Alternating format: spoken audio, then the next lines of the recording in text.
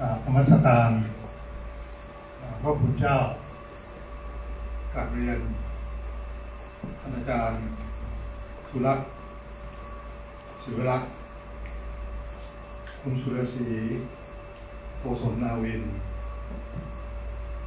คุณอาร์นส์วานเวียเลนสปอร์ตและท่านกัลยาณมิตรทุกท่านวันนี้แปลกมากมีเยาวชนเข้ามาร่วมฟังนะครับอันนี้ถือว่าเป็นการเริ่มต้นที่ดีมากนะครับที่ผมได้มีโอกาสเห็นว่าเยาวชนของเรานะครับเริ่มต้นขึ้นมาแล้วก็จะกลายเป็นคนรุ่นใหม่นะครับในโอกาสต่อไปและจากคนรุ่นใหม่ก็จะต้องกลายเป็นคนรุ่นเก่านะครับเพราะฉะนั้นวันนี้เรามี3 generation ซึ่งผมคิดว่าเป็นสิ่งที่มหัศจรรย์นะครับที่ได้เห็นการร่วมงานของคน3 วัยนะครับในวันนี้หัวข้อเดี๋ยวขออนุญาตนี้ได้ไหมครับว่าผมใช้เวลาประมาณ5 นาทีพูดทีเดียวให้หมดเลยนะครับแล้วก็ผมได้ให้คุณหมูนะว่าคำแปลนะครับของอันนี้เนี่ยจะได้อ่านเป็นภาษาอังกฤษสั้นๆนะครับ Okay, would like to read the speech until the end, and then I will briefly translate. But he said that it was an amazing thing to witness the youth being here today. It's a good beginning. 3 generations here together. ครับหัวข้อในการปาฐกถานะครับในบ่ายวันนี้เนี่ย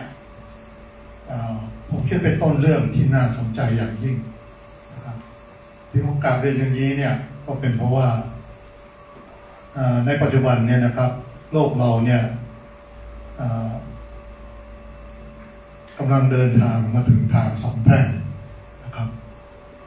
เลี้ยวซ้ายนะครับก็เป็นทางไปสู่หายนะเลี้ยวขวา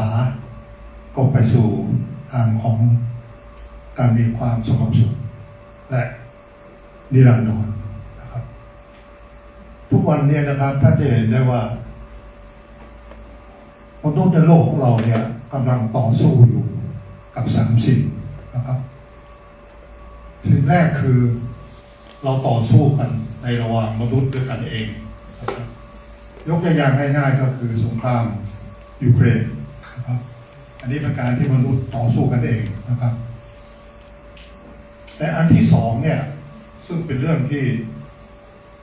ระยะยาวนะครับมนุษย์กำลังต่อสู้กับธรรมชาติ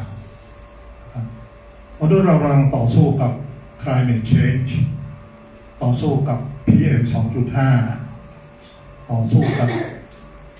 เหตุการณ์ต่างๆที่คงจะเกิดขึ้นเร็วๆเนี่ยครับเช่นน้ำท่วมโลกครับโลกร้อนนะครับแต่ในอนาคตของเราเนี่ยนะครับมนุษย์เรากำลังต่อสู้กันกับผู้ที่ใกล้ชิดกับตัวเองมากที่สุดนะครับผู้นั้นคือลูกหลานของท่านเองนะครับ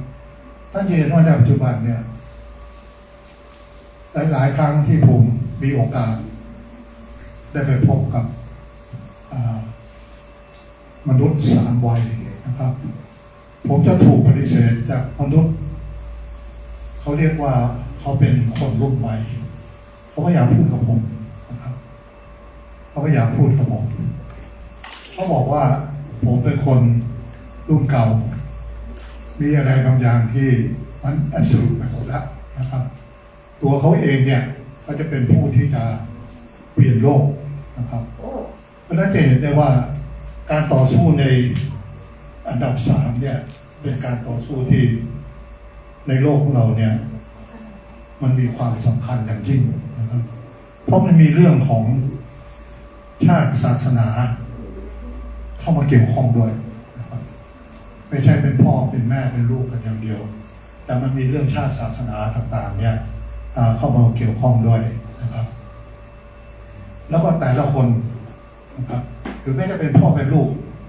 ก็มีความเชื่อถือที่ต่างกันนะครับเพราะฉะนั้น ซึ่งอันนี้เนี่ยเป็นศึกที่ใหญ่หลวงที่ผมคิดว่าและจะลาสต์ลองที่สุดนะครับถ้าไม่ได้รับการ ก้ไขโดยไม่ได้รับการปรึกษาหารือเพื่อจะแก้เรื่องการต่อสู้ระหว่างเชื้อชาติต่างๆกับวัยต่างๆพวกนี้นะครับแต่มันไม่มีทางออกทุกอย่างที่ผมกราบเรียนมานี่นะครับมันมีทางออกทั้งนั้นตอนที่คุณหมอแสงเนี่ยที่ท่านมียังมีชีวิตอยู่เนี่ยท่านกล่าวอยู่ประจำครับท่านมักจะพูดว่าอะไรที่มันยากแก้ไขยากทำมาต่างๆยากๆถ้าทำบ่อยๆมันก็จะเป็นของที่ง่ายไปเองนะครับลูกศิษย์ของท่านเนี่ยที่อยู่ในมูลนิธิหมอเสงที่พงแก้วเนี่ยก็จึงได้ตั้งสถาบันธรรมชาติขึ้นมานะครับภาษาอังกฤษใช้คำว่า the future of nature the institute of nature ขึ้นมาให้เป็นแนวทางพิเศษนะครับที่จะให้พวกเราได้เรียนรู้ศึกษาธรรมชาติให้มากขึ้นเพราะอะไรนะครับธรรมชาตินั้นโหดร้ายแต่ยุติธรรมนะครับธรรมชาตินั้นเนี่ยตามธรรมดาไม่เคยอยู่นิ่งมีการเปลี่ยนแปลงเสมอทั้งทุกสิ่งทุกอย่างที่เกิดขึ้นตั้งอยู่แล้วมันก็ดับไปนะครับอันนี้เป็นการเปลี่ยนแปลงซึ่งธรรมชาติเนี่ยได้กำหนดขึ้นหลายคนถามว่าเราสามารถต่อรองกับธรรมชาติได้หรือไม่คำตอบง่ายๆคือกฎของธรรมชาติไม่มีการเปลี่ยนแปลงหรือต่อรองใดๆทั้งสิ้นนะครับเพราะฉะนั้นในการที่ธรรมชาติต้องโหดร้ายจนถึงทุกวันเนี่ยก็เพราะมนุษย์พวกเรานี่เองนะครับที่ไปทำลายธรรมชาติอย่างรุนแรงเช่นในเมื่อประมาณ200 ปีที่ผ่านมาเนี่ยในยุคของการพัฒนาอุตสาหกรรมพวกเราเนี่ยพยายามจะเอาชนะธรรมชาติโดยเริ่มทำลายธรรมชาติโดยไม่รู้ตัวธรรมชาติจึงต้องโหดร้ายและลงโทษพวกเราอย่างโหดเหี้ยมด้วยภาวะปรากฏการณ์ทำลายล้างของธรรมชาติที่กำลังเกิดขึ้นและจะเกิดขึ้นต่อไปอย่างไม่หยุดยั้งการศึกษาเรียนรู้ธรรมชาติให้รู้จักธรรมชาติแล้วทำงานร่วมกับธรรมชาติให้มากขึ้นเท่านั้นโดยมนุษย์เราจะต้องร่วมมือกันคิดร่วมมือกันประดิษฐ์แล้วร่วมกันผลิต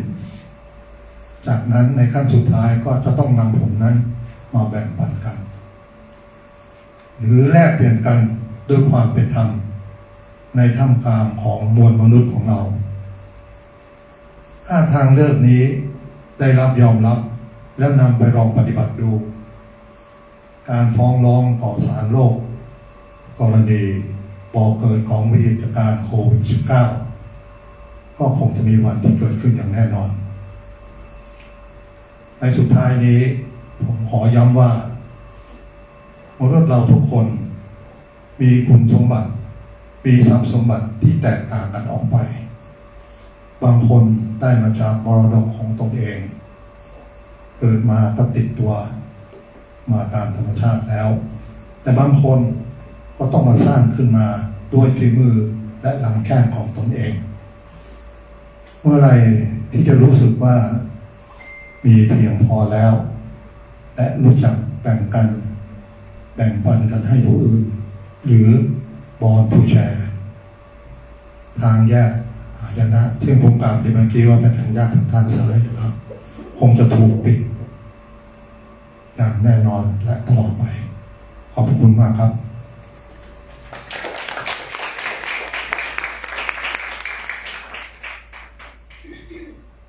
ขออนุญาตแปลเป็นภาษาอังกฤษ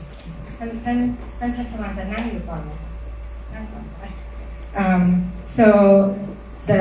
this afternoon, the lecture topic from Mr. Chachawan, Transformative Education for Social Justice. For him, it's quite interesting because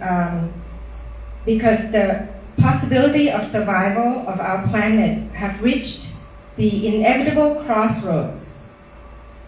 between the left, which is the disaster, and the right, which is the peace and prosperity. And mankind is fighting three things. One is fighting among themselves. We're fighting with people from different races, from different religions, with different beliefs, like what we see now with the war in Ukraine. Second is we're fighting against nature. Nature belongs to all of us, but we are fighting to take over. We have seen climate change, we see the PM 2.5, we see the flood, the global warming. And then the third is actually fighting with people closest to us, our own children, our friends. So for him, for himself, when he meets with people of different generations, sometimes young people don't want to talk to him because he is seen as the older generation. The new generation will change the world. So this kind of fighting that has the nation, the religion involved, where people have very different beliefs, this kind of fighting will last long if we don't do anything to change it, to fix it.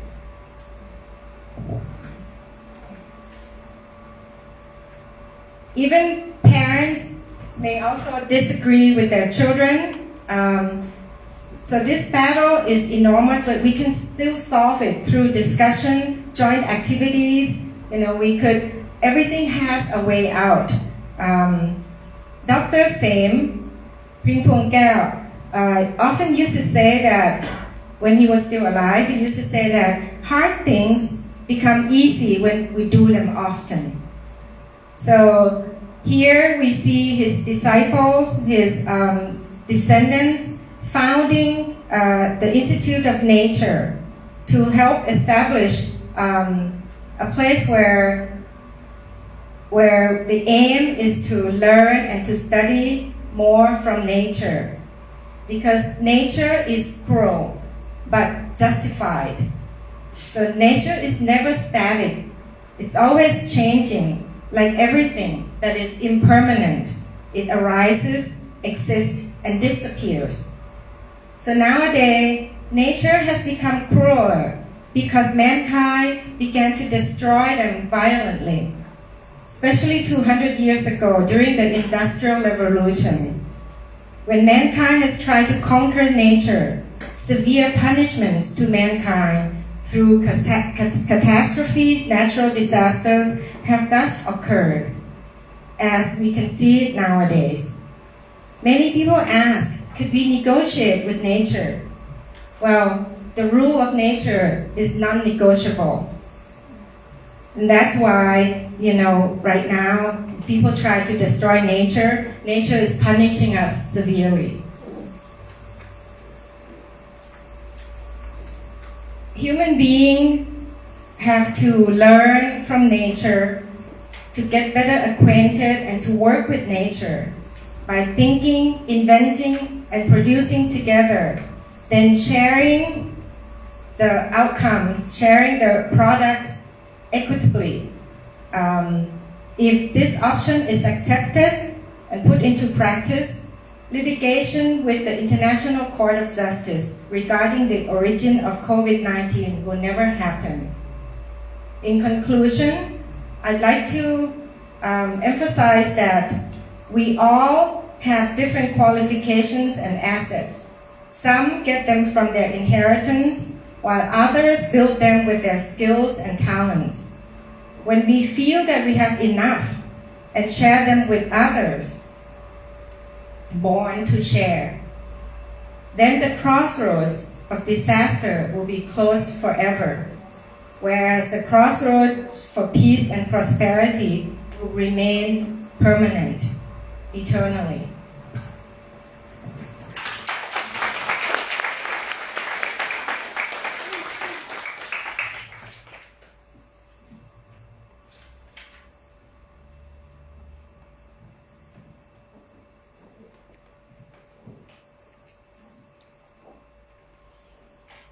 Next,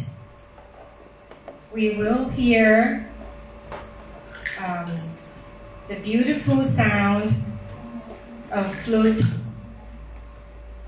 playing by the cultural ambassador of Thailand, Mr. Asawongrat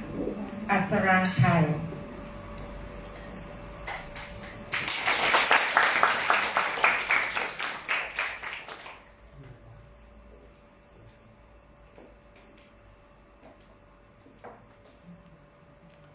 Good afternoon, Ajahn Silak, honorable guests, and everyone. My name is Asawongrat Asarangchai. Today, I am so honorable to present you the song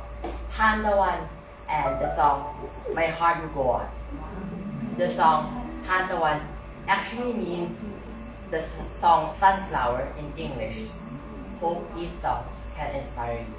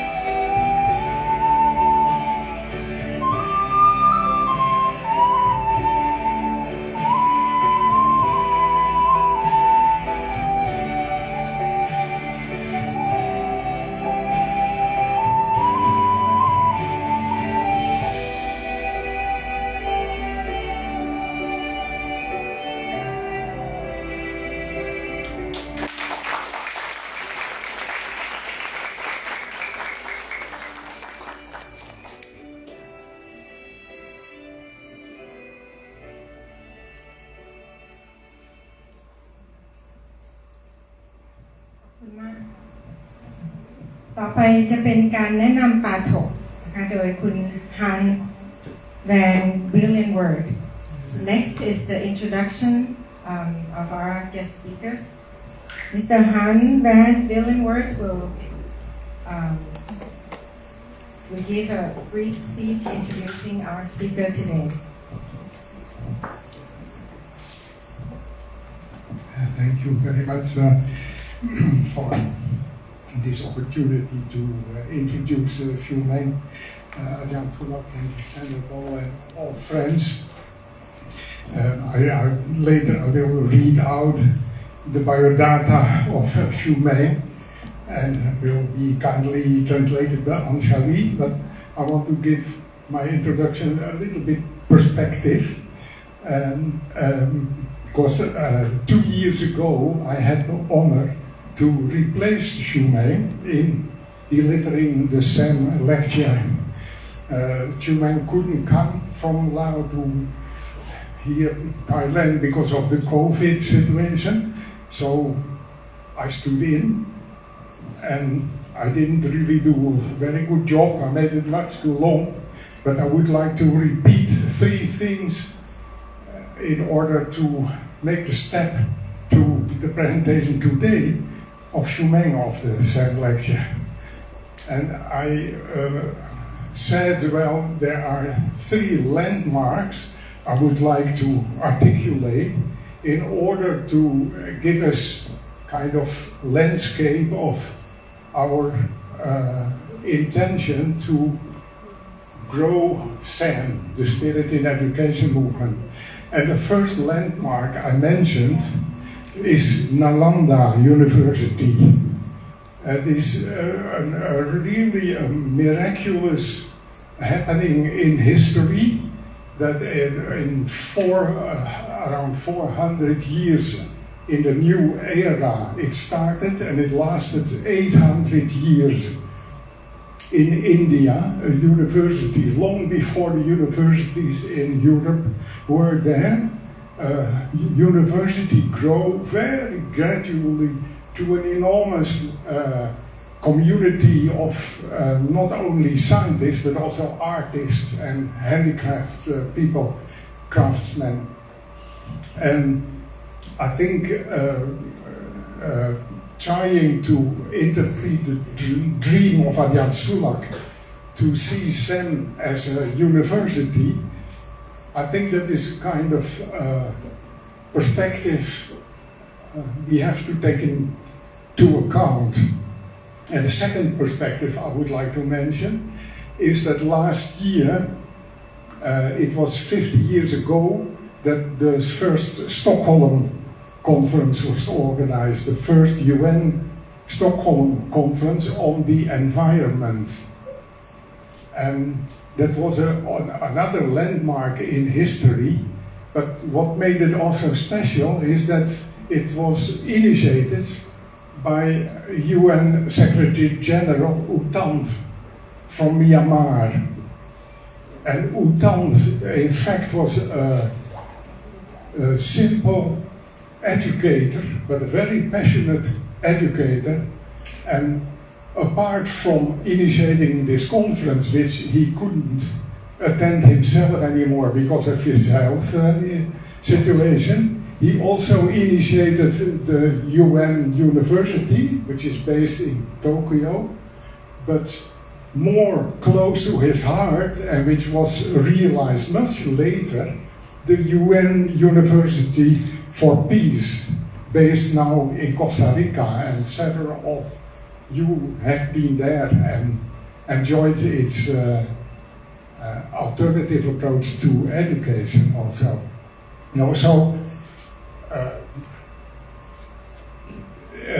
I mention this also because for SEN, which is has its heart, let's say, in Thailand, and we have seen the video, remarkable activities, but it is also an international organization, and it is linked to INEP, to our Right Livelihood College, to so many initiatives, and together, and we make an international network, and it's very important that we have the connections, the collaboration with the initiatives in the Mekong region. So Myanmar in the past already showed how what the capabilities they have, and SAM is something very dear also in Myanmar. But so today, Shui-meng from Laos is also a very important link in this Mekong region network. So if you look at SAM itself, 30 years, nearly 30 years, then we can ask ourselves, might this be a step, a beginning, a small beginning of an 800 years era? So that is the perspective I would like to put forward to you, and then I will read. คือเมื่อ2 ปีที่แล้วเนี่ยผมได้รับเกียรติมาพูดมาแสดงปาฐกถาเสมแทนคุณสุยหมิงเพราะว่าตอนนั้นคุณสุยหมิงมาไม่ได้นะคะมีเกิดโควิดมาไม่ได้แต่ตอนนั้นที่ได้พูดเนี่ยก็รู้สึกว่าพูดไม่ค่อยดีนะแต่เพราะฉะนั้นวันนี้เนี่ยก็อยากจะมาสรุปสิ่งที่พูดตอนนั้นแล้วก็วันนี้คือมี3 หมุดหมายที่อยากจะพูดก็คืออันแรกก็คือในอินเดียเนี่ยค่ะมีนาลันทาซึ่งเป็นมหาวิทยาลัยที่อายุ800 ปีแล้วก็เป็นต้นแบบของมหาวิทยาลัยซึ่งได้เติบโตเป็นไม่ใช่แค่มหาวิทยาลัยของการเรียนรู้อย่างเดียวแต่ว่ามีคนที่ทำงานด้านต่างๆมากมายนะคะแล้วก็ผมอยากจะบอกว่าเสมกับ INET เนี่ยและเครือข่ายของเราเนี่ยก็อาจจะเป็นนาลันทาทางเลือกได้เหมือนกันอันนี้คืออันแรกคือเป็นให้เสมกับ INET และทุกคนเนี่ยเป็นนาลันทาอีกรูปแบบหนึ่งส่วนอันที่2ก็คือการเป็นการครบรอบเมื่อปีที่แล้วเนี่ยครบรอบ50 ปีของการเริ่มประชุมสหประชาชาติด้านสิ่งแวดล้อมที่สต็อกโฮล์มนะคะแล้วก็คนที่เป็นเลขาธิการของ UN ในตอนนั้นเนี่ยเป็นคนพม่าคนเมียนมาชื่อยูทานซึ่งอันนี้ก็เป็นสิ่งสำคัญให้ชี้เห็นว่าเขามีบทบาทแล้วก็เขาเป็นคนที่เริ่มก่อตั้งมหาวิทยาลัยสหประชาชาติที่โตเกียวไม่เพียงเท่านั้นก็ยังสร้างมหาวิทยาลัยที่คอสตาริกาด้วยส่วนจุดที่3ที่ต้องการจะเน้นก็คือเสมตอนนี้เกือบ30 ปีแล้วอยากให้เป็น30 ปีแรกของ800 ปีเหมือนนาลันทาแล้วก็สำหรับเสมเนี่ยความร่วมมือในภูมิภาคเป็นสิ่งสำคัญแล้วก็อยากจะสานความร่วมมือต่อกับองค์กรพี่น้องลาวด้วยเพราะฉะนั้นวันนี้เราก็โชคดีมากที่คุณสุยหมิงเนี่ยมาอยู่กับเราในวันนี้ได้แล้วก็ต่อไปนี้ก็จะแนะนำว่าคุณสุยหมิงคือใคร So when I searched for the biodata of Shui-meng on the internet, I discovered how very special person you are, Shui-meng. And I will read just what I found, and you will understand. Holds an MA in sociology from the University of Michigan in 1973, and a PhD in sociology from the University of Hawaii in 1979. After completing her studies, Shui-meng first worked in the Institute of Southeast Asian Studies in Singapore as Senior Research Fellow, focusing on population studies, gender and development,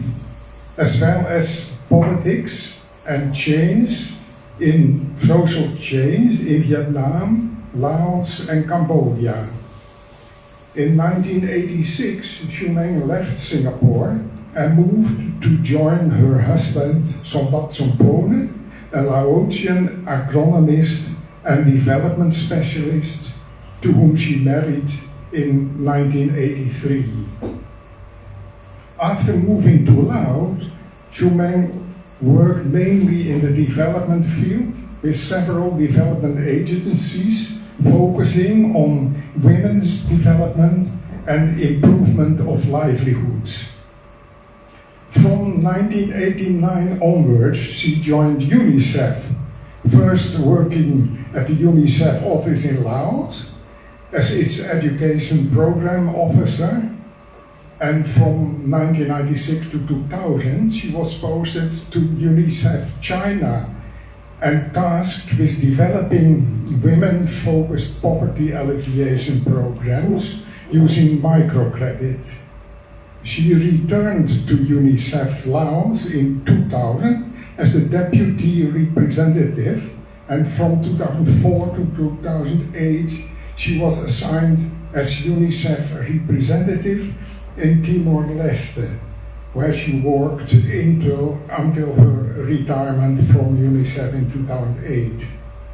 Shui-meng continued to be active in the development field, working as a specialist consultant in Myanmar and Laos. In 2012, her husband, Sombat Sombone, a respected and well-known development leader, was disappeared in Vientiane, right in front of a police post. Since her husband's disappearance, Shui-meng mounted a relentless campaign inside and outside Laos to get Sombone released and returned safely to her and her family. So today, Shui-meng will deliver this 28th Zen lecture, and most welcome to the floor.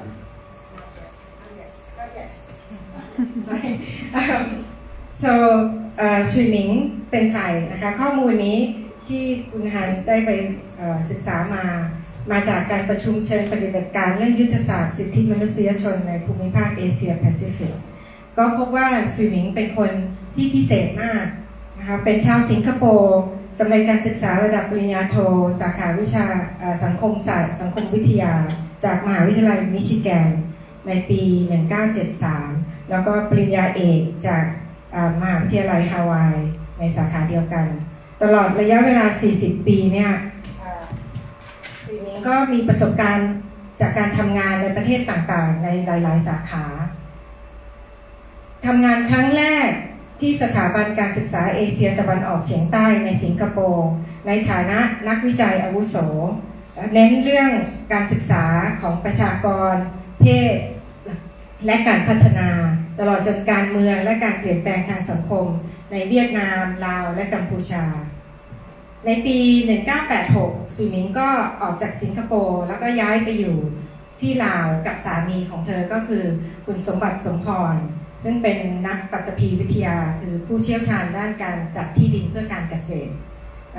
หลังจากคุณShui-mengกับสมบัติแต่งงานด้วยกันปี 1983 หลังจากที่ย้ายไปลาวShui-mengก็ทำงานด้านการพัฒนาเป็นหลักร่วมกับหน่วยงานพัฒนาหลายแห่งที่มุ่งเน้นการพัฒนาสตรีและปรับปรุงชีวิตความเป็นอยู่ตั้งแต่ปี 1989 หรือพศ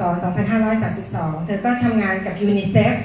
โดยเริ่มทำงานที่สำนักงานยูนิเซฟในลาวในฐานะเจ้าหน้าที่หลักสูตรการศึกษาแล้วก็ถูกส่งไปประจำที่ยูนิเซฟไชน่าที่ประเทศจีนตั้งแต่ปี 1996 ถึง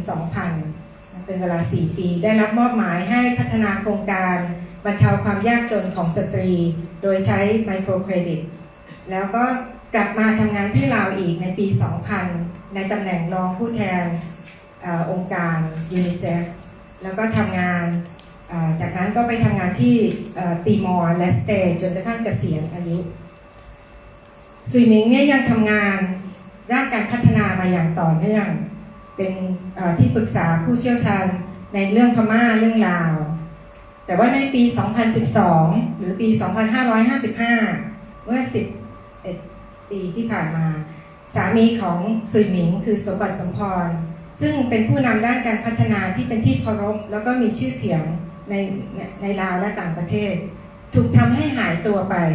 ในเวียงจันทร์หน้าป้อมตำรวจ นับตั้งแต่การหายตัวไปของสามีของซุยหมิงเธอก็ได้ทำการรณรงค์อย่างไม่ลดละทั้งภายในและภายนอกประเทศลาวเพื่อให้มีการปล่อยตัวสมบัติสมพรให้เขาได้กลับมาหาเธอและครอบครัวอย่างปลอดภัยในวันนี้เราจะได้ฟังการบรรยายของซุยหมิงแต่ว่าก่อนการบรรยายจะมี we will be showing a 8-minute video about Sombat's disappearance forced disappearance ก่อนอื่นก็คือจะดูวิดีโอเกี่ยวกับสมบัติ video is in Thai and in Lao sorry so if you want to know more please buy the book and read Silence of the Lao Sun it's really wonderful read I mean not wonderful because of the terrible things that happened but it's gonna show you a lot more about what happened so please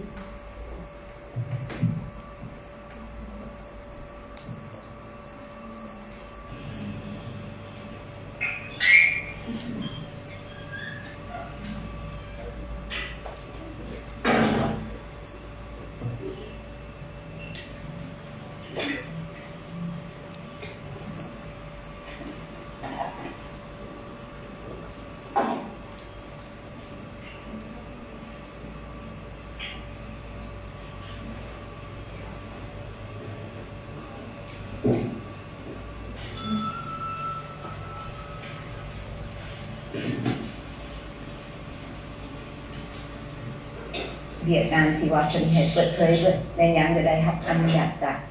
คณะรัฐบาลอยู่ในศูนย์กลางอยู่ในแขวงอยู่ในตัวเมืองพอดบ้านแม่นยังจะได้ตามระเบียบของลาวก็บ่มีสัญญาณว่าเพิ่นเฮ็ดผิดหยังตรงนั้นน่ะพาให้พวกเข้าใจเพราะปัจจุบันก็ยังบ่เข้าใจถ้าว่าเพิ่นเฮ็ดผิดก็ควรตามกฎหมายระเบียบของบ้านเนาะต้องถึงศาลแต่ว่ามันหายแบบนี้เข้าใจ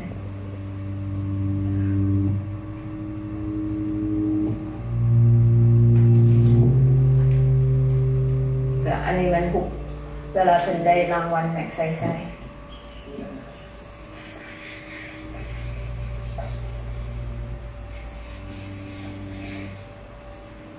นี่ก็ผูกถ่ายน้ำแม่กับน้องชายเพิ่นลุงสมบัตินี่ก็เฮ็ดเวียกช่วยชุมชน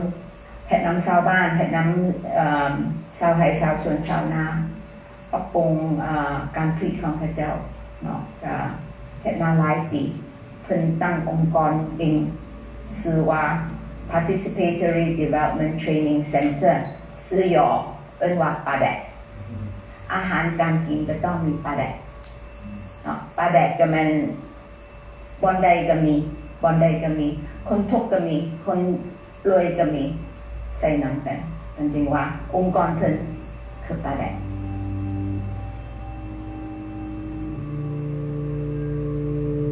เมื่อนั้นวันที่15 เดือน 12 2012ช่วยขับรถของรถเองเมื่อนั้นเป็นวันเสาร์ลุงมีได้ออกไปออกกำลังกายตีปิงปองเป็นบักตีปิงปองตอนแรกเพิ่นไปตีปิงปองหลังจากนั้นก็ว่าเพิ่นเอารถตัวเองรถจีบของเพิ่นรถเก่าเขาลงกันว่าสิเมื่อบ้านกินข้าวนำกันเพิ่นขับรถไปเขาไปหนาเพิ่นตามหลังสุดท้ายเขาทอดบ้านเพิ่นบ่ได้มาบ้านเขาโทรโทรศัพท์ของเพิ่นโทรศัพท์มือถือของเพิ่น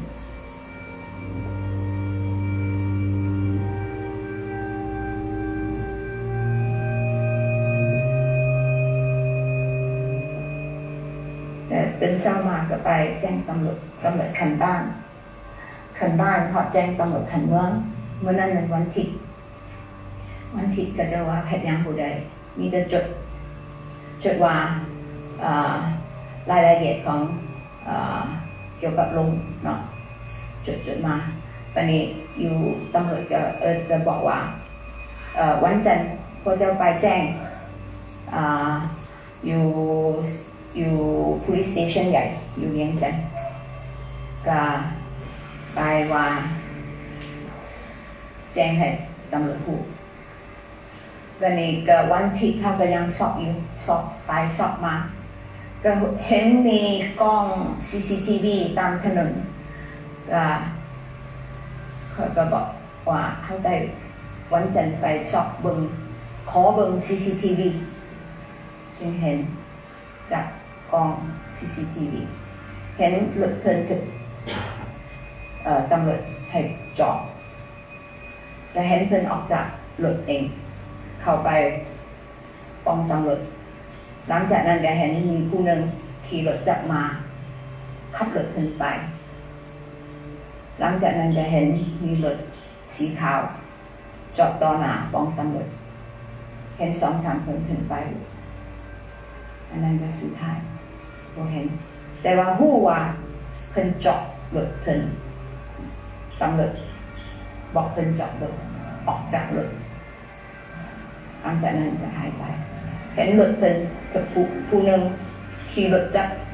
ขับไปอันนี้เป็นหลักฐานผู้ว่าลงสมบัติถึกเอาไป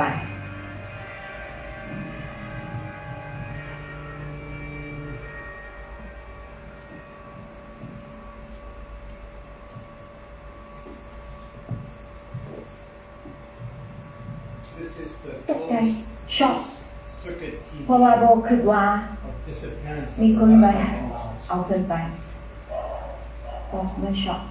จนว่าโบอยากเชื่อเลย2 คนเกี่ยวสีเขียวนะป้องกันอันนี้มันtechnical school ก็มีกระหลายแต่ว่าสอบผู้ใดก็ว่าบ่รู้บ่เห็นนะอันนี้จะไปกับSingapore Embassy across is UNICEF and this is a main road this is a main road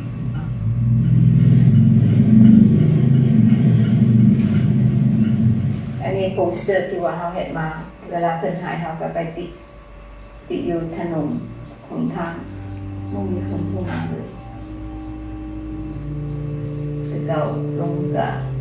เป็นหัวหน้าครอบครัวพาเหตุนี้เหตุนั้นสั่งสอนเด็กน้อยอยู่บ้านนำพาเหตุจังซี่เหตุจังซั่นแต่เป็นหายแล้วก็มีความสุขทุกมื้อกินข้าวก็ต้องมีความสุขเฮ็ดหยังก็ต้องมีความสุขไปใส่ก็ต้องมีความสุขนี่แหละสิ่งที่ลำบากคำนี้คือว่ามีความหวัง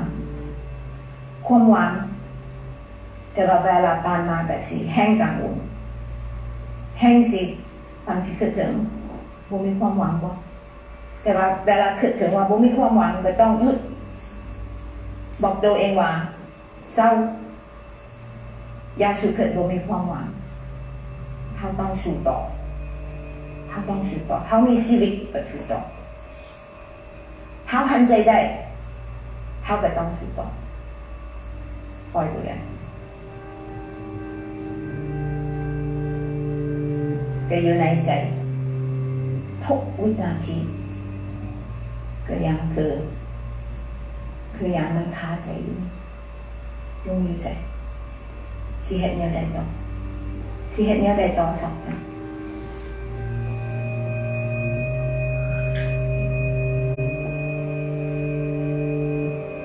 ลุงสอนลุงเป็นผู้ที่ว่านั่งสมาธิเก่งพาให้เฮานั่งสมาธิแต่ว่าก่อนเพิ่นสักจนก็บ่ได้เอาใจใส่กันได้แต่ว่าหลังจากสักจนแล้วเขาก็บอกตัวเองเขาต้องปฏิบัติบางเมื่อนั่งก็สงบบางเมื่อนั่งก็บ่สงบแต่พยายามปฏิบัติหลายอันจะต้องบังคับตัวเองบังคับตัวเอง ลุกขึ้นกำกับตัวถ้ามีชีวิตอยู่ก็ต้องมีความหมายปัจจุบันจะบอกว่าลงอยู่และบอกอยู่แต่ว่าสำหรับชีวิตลงอยู่และบอกอยู่ก็ตามชีวิตต้องได้คำตอบชัดเจนต้องพูดสาเหตุเป็นยังไงคือมีสำหรับชีวิตก็ต้องมีความหวังถ้าชีวิตไม่มีความหวัง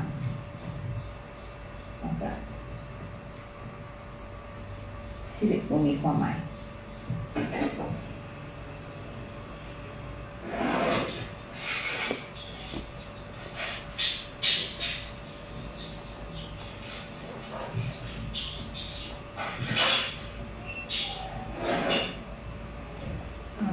We decided early on that we weren't going to translate as we were showing, but I will summarize for you that Shui-meng said in the beginning that we lived according to, we never broke any laws, and so there was no signal. We didn't know that it was going to happen. He was awarded Magsaysai Award. There was a picture of him with his mother and their brother. Sombat worked to help support the communities, help increase the products for the farmers, help everyone who is suffering. And on that Saturday, the 15th of December 2012, he went to play ping pong because that's what he likes to do. And he was driving an old Jeep. She was driving her car, so they were heading home together, but she got home first and he wasn't there. And so called the police the next morning. The police just took notes, didn't say anything, said you could go to Vientiane to report. And nobody took any this matter in a serious way. Then Shui-meng realized that there's a CCTV. So she asked to see the CCTV and then saw that someone was asked to stop and he got out of the car and then someone drove his car away and then there's another white car, Jeep coming and he stepped into that car and that was the last image of him. He was the leader of the family. He has a lot of people he's taking care of. Right now, there's no happiness, right? But whenever I feel hopeless, I stop myself and say we have to fight on. As long as we breathe, we have to continue fighting. This is still in my heart every second. I don't know where he is, and he has taught me to sit in meditation, so I didn't pay much attention, but right now I'm practicing. I force myself to get up. Right now, I don't know if he's alive or not, but he's here or not here, I need to know the answer. I need to know what happened to him. So if we don't have hope, then our life has no meaning. And now let's hear from Shui-meng.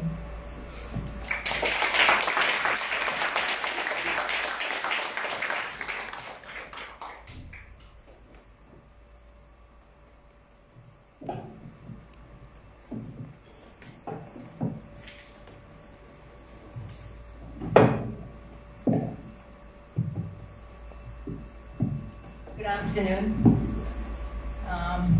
respected Ajahn Sulak and all of you here this afternoon. I'm very grateful to be here with you this afternoon, and particularly I'm honored to be asked to give this same lecture, the 28th same lecture here today.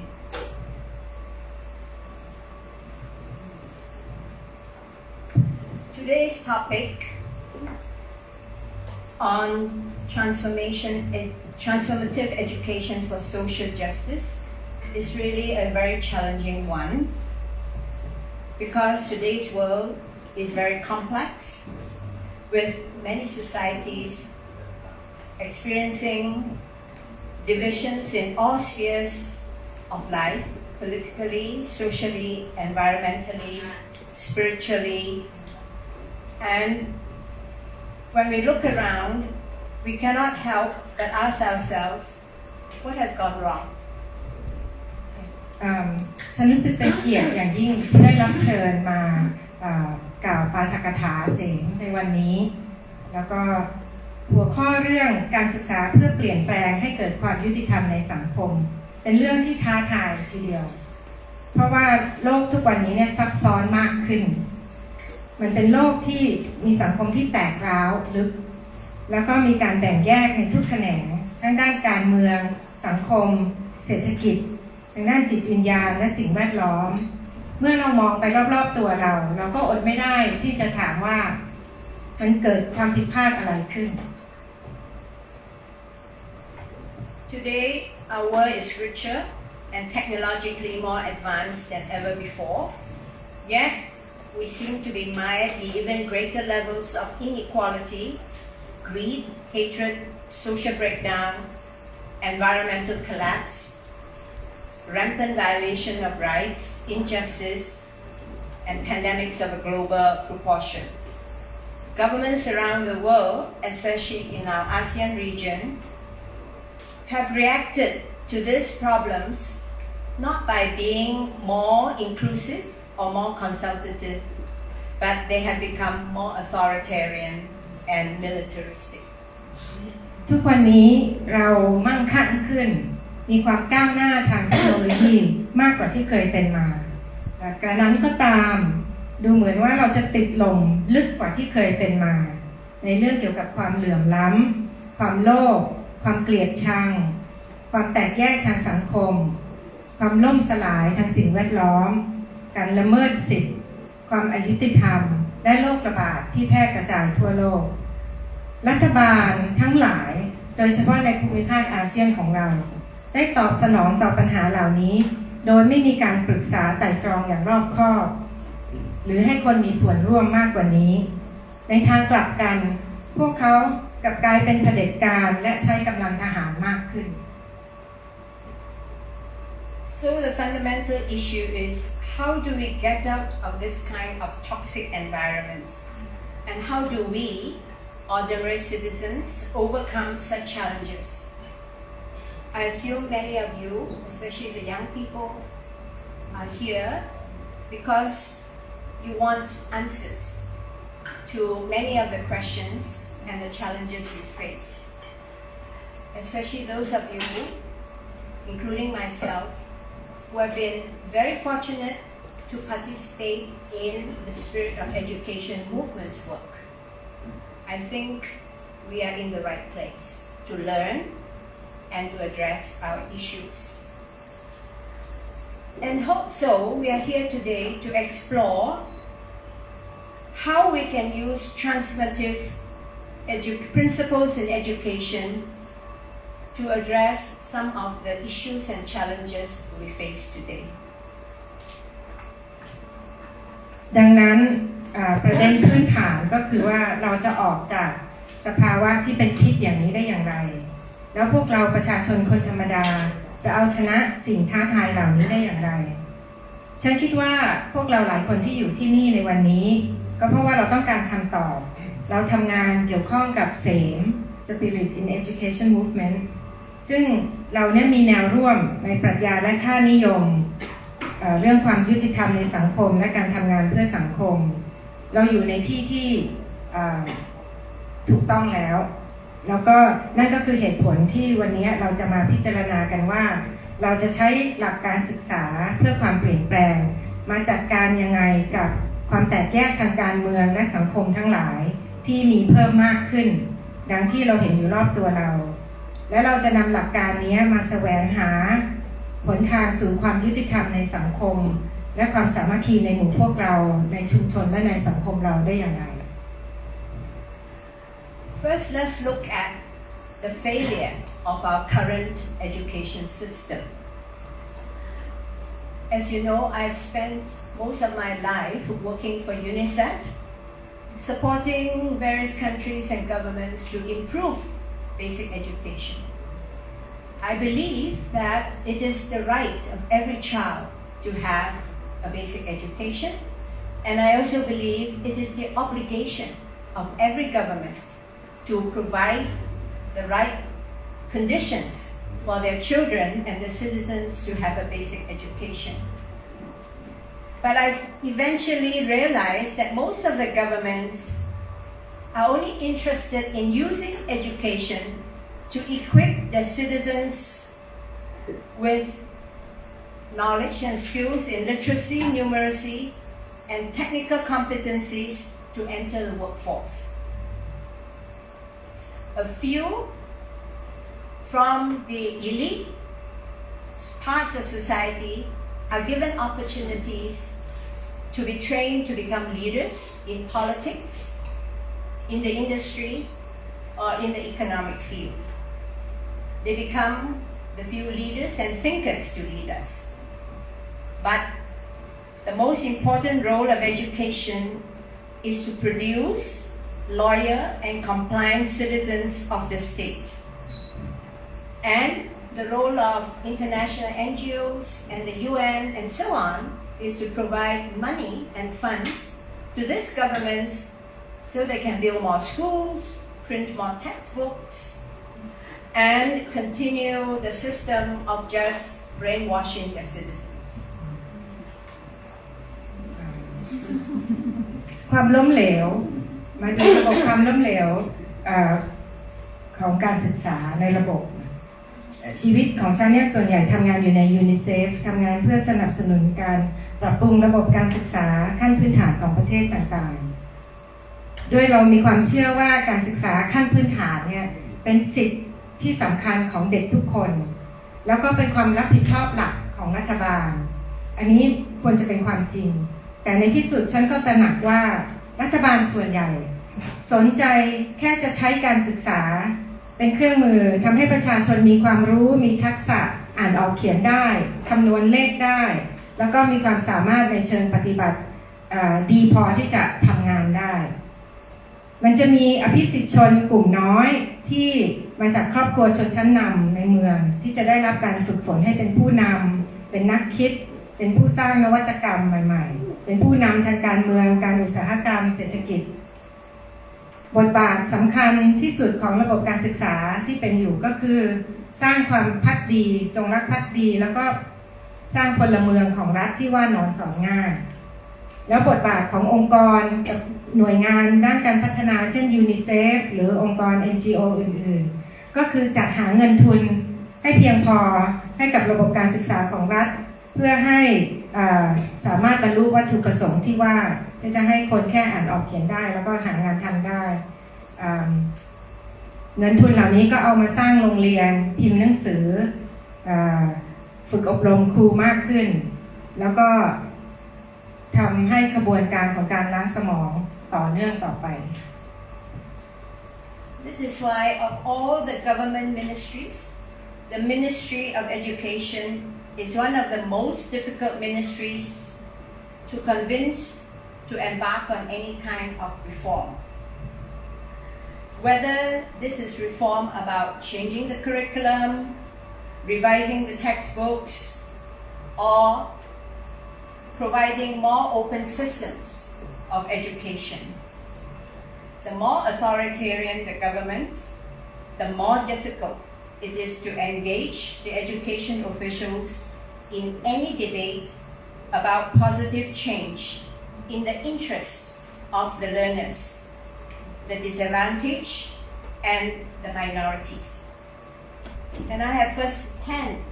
experience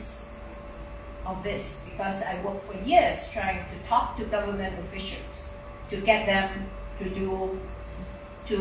engage in more reforms, but I failed. และด้วยเหตุนี้ในบรรดากระทรวงทั้งหมดที่มีอยู่กระทรวงศึกษาธิการ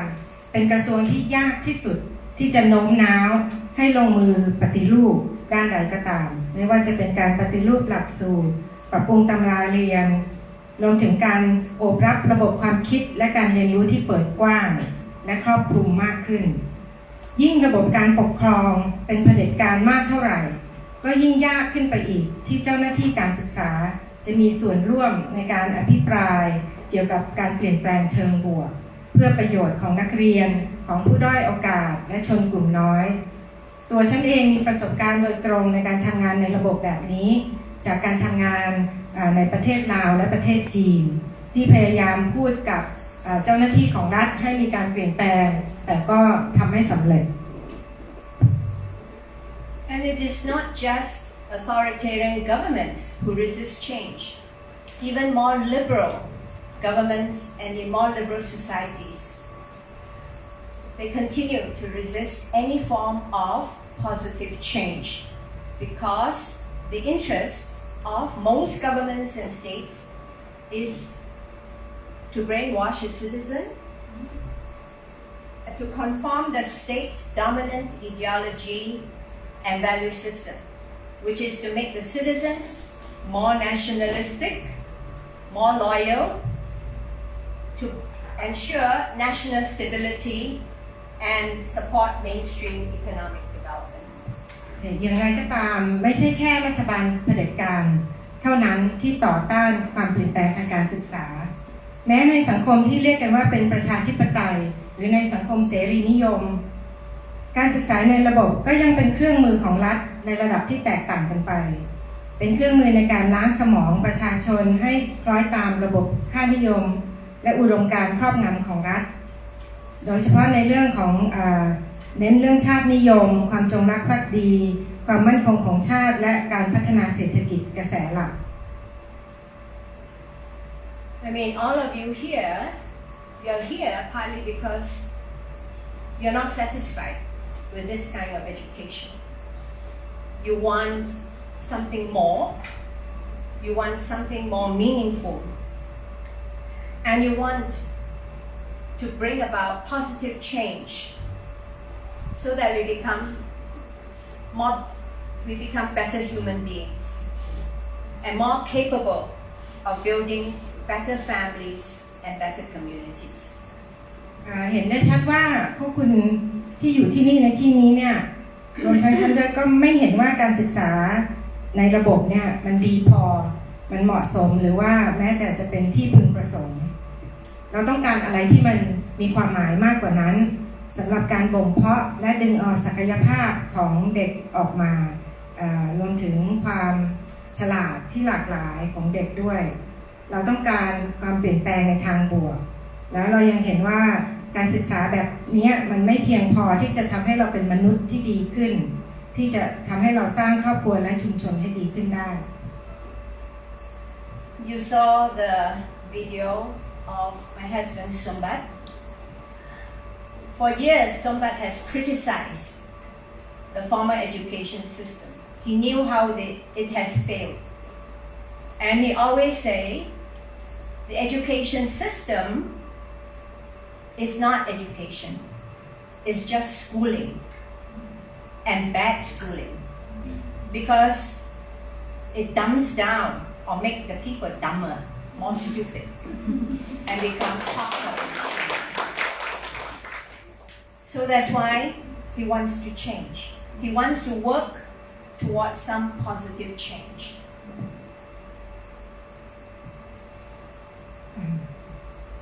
คุณได้ดูวิดีโอของ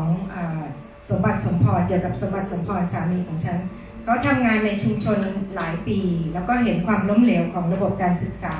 ในลาวเขามักจะพูดว่าการศึกษาในระบบเนี่ยมันไม่ใช่การศึกษาที่แท้จริงมันเป็นแค่การไปโรงเรียนและในความเป็นจริงมันคือการเรียนแบบย่ำแย่เสียด้วยซ้ำเพราะนอกจากจะไม่ได้ดึงเอาศักยภาพของเด็กออกมาแล้วมันยังทำให้สติปัญญาของพวกเขาด้อยลงหรือทำให้เขาโง่ลงมันทำให้พวกเขาเป็นแค่ฟันเฟืองในเครื่องจักรทางสังคมที่ตอบสนองความต้องการของผู้มีอำนาจ But Sombat did not come to this knowledge on his own. He learned a lot about this partly because he has learned from people like Ajahn Sulak. He learned from people who are more important educators and social thinkers, such as Paulo Freire and E.F. Schumacher. So it's really about learning from the experiences of others that Sombat was able to come to this kind of conclusion. แต่แน่นอนว่าสมบัติก็ไม่ได้มาถึงข้อสรุปเหล่านี้ด้วยตัวของเขาเองเขาเรียนรู้จากนักการศึกษานักคิดนักกิจกรรมสังคมต่างๆอย่างเช่นอาจารย์สุรักษ์เรียนจากอาจารย์สุรักษ์หรือคนอื่นที่ทำงานเรื่องนี้เช่นเปาโลเฟเรหรือว่า E.F. Schumacher แล้วก็นั่นก็คือเราเรียนรู้จากประสบการณ์ So what do we do? So we look for alternative, and this is where transformative education comes in. But before I go into the topic, let me just give you a quotation from one of the friends of Saint Helena Norbert Hodge. She is quoted to say, "At present, there can be little doubt that the whole of mankind is in mortal danger. Not because we are short of scientific and technical know-how,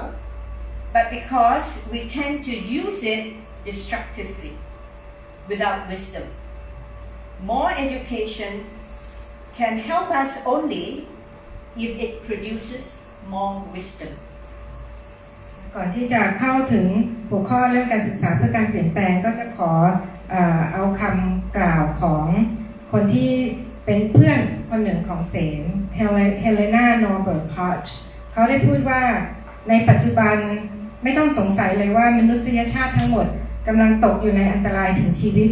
ไม่ใช่เพราะเราขาดแคลนความรู้ความสามารถทางวิทยาศาสตร์และเทคโนโลยีแต่เพราะเรามักจะใช้ความรู้ความสามารถเหล่านั้นเพื่อทำลายล้างโดยขาดปัญญาการศึกษาที่มากขึ้นจะช่วยเราได้ก็ต่อเมื่อมันสร้างปัญญาให้มากขึ้นเท่านั้น If you look at the literature of transformative education, there's a lot of theories, but let me summarize. Transformative education talks about a process that provides people with understanding, skills, and values that they need to take action in resolving the interconnected challenges they face in their own community or society. Transformative education must equip the individual with skills to think critically, reflect upon the underlying reasons behind the issues of quality, justice, and sustainability.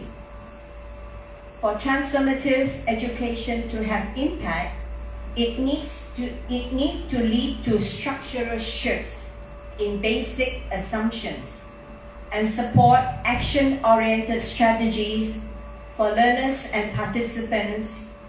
to anticipate and manage uncertainty. It requires that learners and participants to exercise critical thinking, practice deep reflection on their own value systems, embrace diversity, and develop empathy. งานเขียนเกี่ยวกับเรื่องของ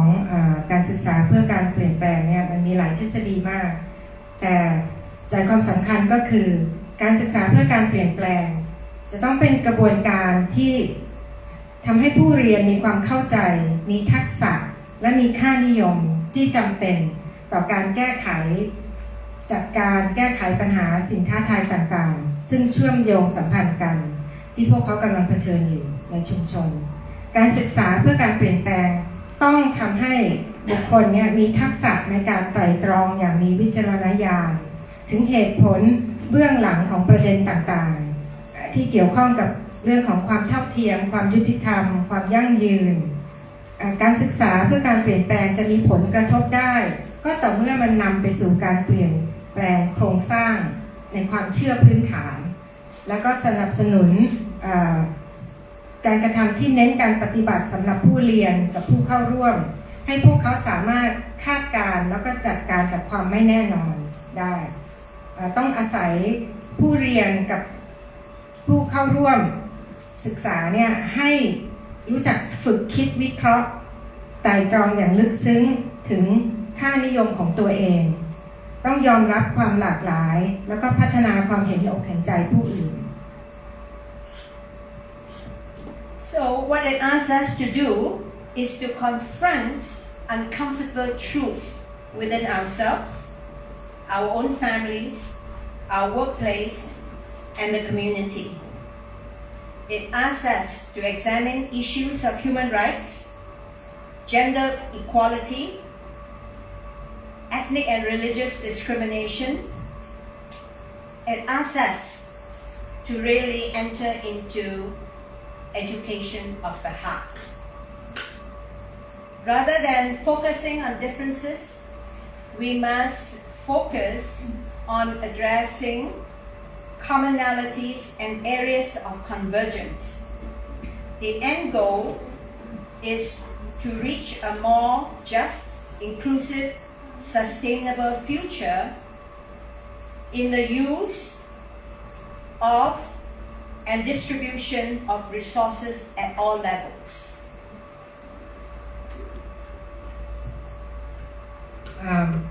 จะสิ่งที่ระบบการศึกษาที่มุ่งการเปลี่ยนแปลงที่ดีต่อสังคมเนี่ยก็คือผู้เรียนจะต้องเผชิญหน้ากับความท้าทายแล้วก็ความจริงที่มันอาจจะทำให้เราไม่สะดวกใจภายในครอบครัวในที่ทำงานในชุมชนก็คือเราจะต้องใคร่ครวญพิจารณาถึงอคติของเรารวมถึงประเด็นต่างๆที่เราทัศนคติที่เรามีต่อประเด็นด้านสิทธิมนุษยชนเพศสภาพความเสมอภาคการเลือกปฏิบัติทางชาติพันธุ์ศาสนาการศึกษาเพื่อสันติแล้วก็จะต้องมองถึงการศึกษาเรื่องของจิตใจด้วยแทนที่จะเน้นความแตกต่างการศึกษาแบบนี้เนี่ยจะส่งเสริมให้เราเข้าถึงสิ่งที่เรามีร่วมกันแล้วก็เน้นเรื่องการเชื่อมโยงการทำงานร่วมเป้าหมายสูงสุดมันจะไปสู่ความยุติธรรมความครอบคลุมและอนาคตที่ยั่งยืนมากขึ้นอันนี้รวมถึงความเป็นธรรมในการใช้และแบ่งปันทรัพยากรในทุกระดับ So all this seems to be very theoretical. How do we apply it in our own lives? The best way is reflect. Best way is to look inside ourselves honestly and to change our personal behavior before we think we can change other people or change the community for better or for greater justice. ที่พูดมาเนี่ยมันอาจจะฟังดูเป็นทฤษฎีเกินไปแต่ว่าเราจะทำยังไงให้นำมาใช้ปฏิบัติได้วิธีที่ดีที่สุดก็คือมองตัวเราเองเราต้องมองตัวเราอย่างจริงใจตรวจสอบค่านิยมของตัวเองความเชื่อทางสังคมทางวัฒนธรรมอคติเรื่องเพศเรื่องชาติพันธุ์สิ่งต่างๆที่เราเรียนรู้เราต้องเผชิญหน้าแล้วก็ตรวจสอบอคติเหล่านี้ Another area I think in transformative education is first we must learn. We must have open discussions with one another, attend the trainings like many of you have been attending trainings through English and also attending trainings in the Spirit of Education movement. Many of the work that Ajahn Sulak has been leading together with his team for many years. We must learn first. And that learning has to take place deeply before we can talk about using transformative education for social change or for social justice.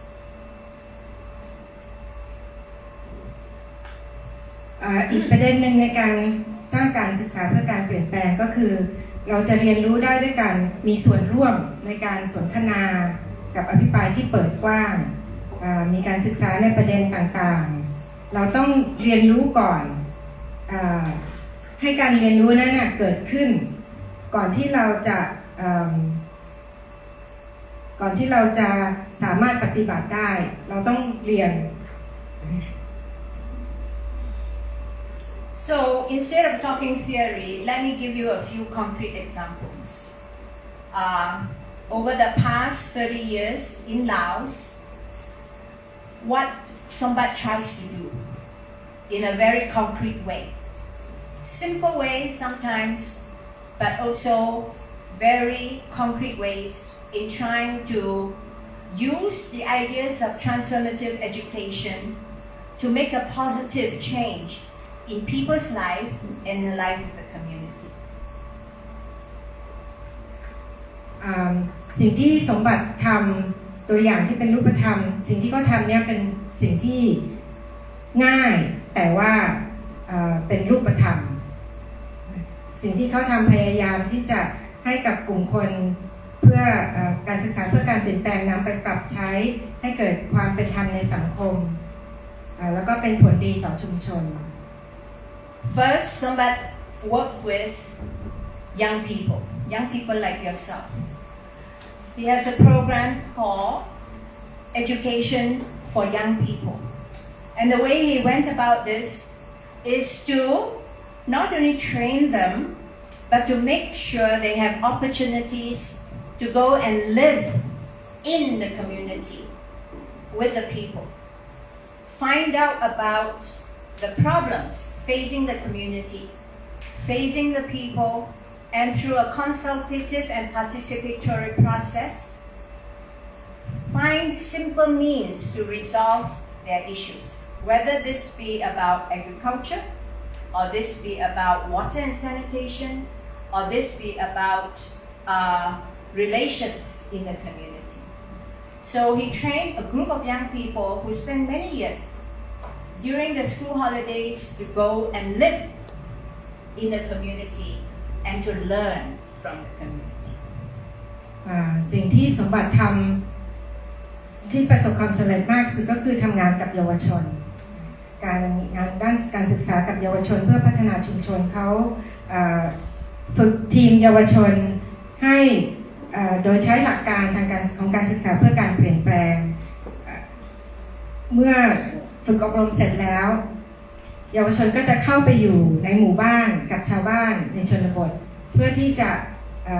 ทำงานร่วมกันแล้วก็ให้เข้าใจและเห็นปัญหาของพวกเขาหาแนวทางในการแก้ไขปัญหาอย่างเช่นเรื่องของการสร้างระบบน้ำเพื่อการชลประทานการกรองน้ำในครัวเรือนเพื่อความสะอาดเยาวชนเนี่ยจะทำงานร่วมกันโดยการใช้วิธีการปรึกษาอย่างเท่าเทียมทำงานร่วมกับผู้นำในท้องถิ่นแล้วก็สามารถที่จะสร้างแผนง่ายๆขึ้นมาแก้ไขปัญหาที่ท้าทายของพวกเขาและชุมชนได้ Also, he uses what he has learned from Ajahn Sulak to use the principles of engaged Buddhism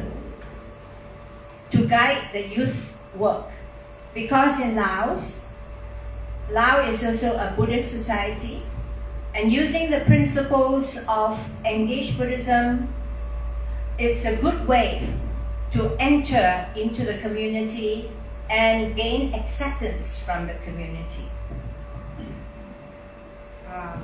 แล้วสมบัติเนี่ยก็เอาสิ่งที่เขาได้เรียนรู้จากอาจารย์สุรักษ์จักเสนในเรื่องของพุทธศาสนาเพื่อสังคมเอาไปใช้ในงานเขาเชื่อว่าสังคมที่ส่วนใหญ่เป็นสังคมลาวที่เป็นพุทธการนำหลักการเรื่องพุทธเพื่อสังคมโดยใช้เนี่ยได้ผลหลักธรรมของพระพุทธศาสนามันเกี่ยวข้องมากเวลาพูดถึงประเด็นทางสังคมและเขาสามารถที่จะเป็นที่ยอมรับเวลาเข้าไปทำงานก็เป็นที่ยอมรับในชุมชนได้เพราะว่านำเอาเรื่องของศาสนาพุทธเข้าไปพูด So start with the simple issues, change the simple and more easily acceptable problems of the community first. So He addressed issues like supporting the community to construct simple water systems for irrigation, making household water filters for safe drinking water, making energy-saving stoves to reduce firewood consumption and deforestation, and gender empowerment by creating handcraft industries at the village level to improve their income generation. ก็คือเริ่มทำในสิ่งที่ง่ายๆแก้ปัญหาที่มันไม่ยากไม่ซับซ้อนแต่ว่าทำได้สำเร็จอย่างตัวอย่างเช่นที่กล่าวไปว่าสร้างระบบน้ำสร้างเครื่องกรองน้ำหรือทำเตาไฟฟ้าเตาประหยัดพลังงานเพื่อลดการใช้ฟืนการตัดไม้ทำลายป่าหรือส่งเสริมศักยภาพของผู้หญิงด้วยการสร้างธุรกิจงานฝีมือเพื่อให้มีรายได้ From this simple challenges, he then moved to more difficult ones like drug addiction, HIV/AIDS, and he used that by working closely with the Sangha, with the monks in the temple. So he organizes during the school holidays meditation sessions for young people. Go in and learn meditation from the monks in the temples to learn about mindfulness and how to address the more difficult challenges like what happens if they get into drug addiction, what happens if they get into issues of HIV/AIDS, how do they get out of the situation. Another way is how to protect the community forest. So we organized the temples to do ordination of the forest and water resources. Once the temples ordinate the forest and the water resources, they become sacred. And this is one way to prevent further destruction of the natural resources within the community. สมบัติทำงานกับวัดกับคณะสงฆ์มีการจัดอบรมเวลาที่ง่ายๆสมบัติก็เริ่มเข้าไปจัดการปัญหาที่ยากขึ้นอย่างเช่นการติดยา HIV เขาสมบัติขอความช่วยเหลือจากพระที่ก้าวหน้าแล้วก็มีการฝึกอบรมมีการในประเด็นที่ละเอียดอ่อนอย่างเช่นในเรื่องของการตัดไม้ทำลายป่าจะปกป้องอย่างไรก็มีการทำงานร่วมกับพระให้มีการบวชป่าเพื่อให้แหล่งน้ำเพื่อให้ป่าไม้เนี่ยเป็นที่ศักดิ์สิทธิ์